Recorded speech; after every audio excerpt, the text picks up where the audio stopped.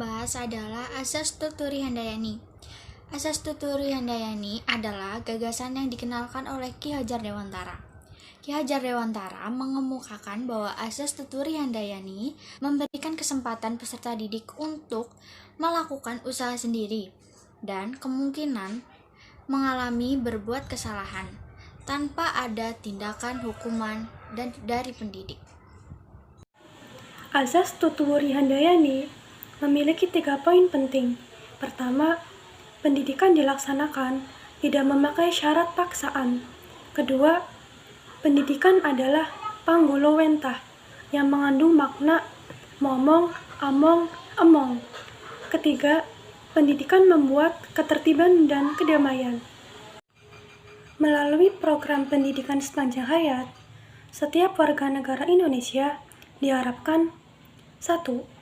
Dapat meningkatkan kualitas diri sendiri dan mandiri selama hidupnya. 2. Memperoleh kesempatan mengenyam pendidikan, baik itu formal, informal, dan non-formal yang ada. 3. Memperoleh kesempatan mengikuti program pendidikan sesuai dengan minat, bakat, dan kemampuan. Kemudian yang berikutnya adalah azas belajar sepanjang hayat. Pada dasarnya, pendidikan di Indonesia memiliki tujuan. Yang pertama adalah meningkatkan kecerdasan, harkat, martabat manusia. Yang kedua adalah mewujudkan manusia Indonesia yang beriman dan bertakwa kepada Tuhan Yang Maha Esa. Yang ketiga adalah manusia yang berkualitas, dan yang terakhir adalah manusia yang mandiri sehingga dapat mengembangkan dirinya sendiri dan dapat berkembang di lingkungan masyarakat sekitarnya. Yang selanjutnya adalah asas kemandirian dalam belajar. Dalam asas ini, memfokuskan pada kemauan dan tanggung jawab siswa dalam belajar. Siswa melakukan self-management dan self-monitoring. Dalam self-management, siswa menentukan sendiri konteks, sumber, setting, dan tindakannya dalam belajar.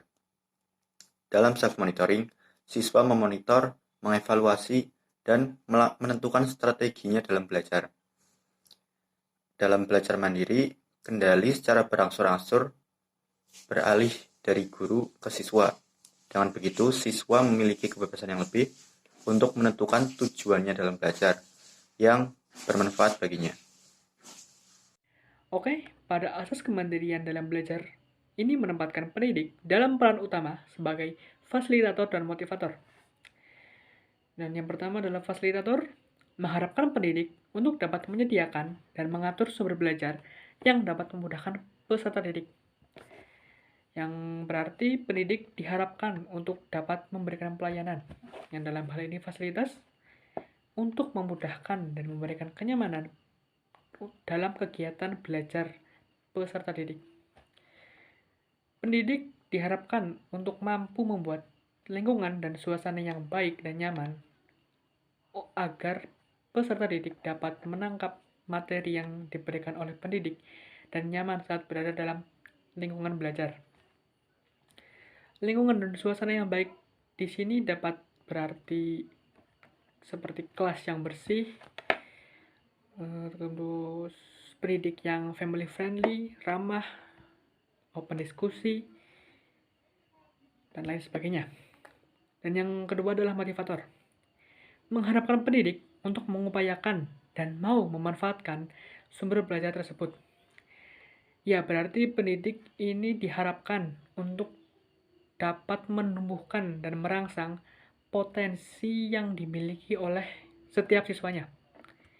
Di sini pendidik juga diharapkan untuk dapat menuntun murid-muridnya agar dapat memaksimalkan dan memanfaatkan potensi yang dimilikinya semaksimal mungkin. Potensi di sini tidak melulu tentang dalam kegiatan akademik atau belajar, bisa juga dalam hal minat dan bakat yang mereka miliki.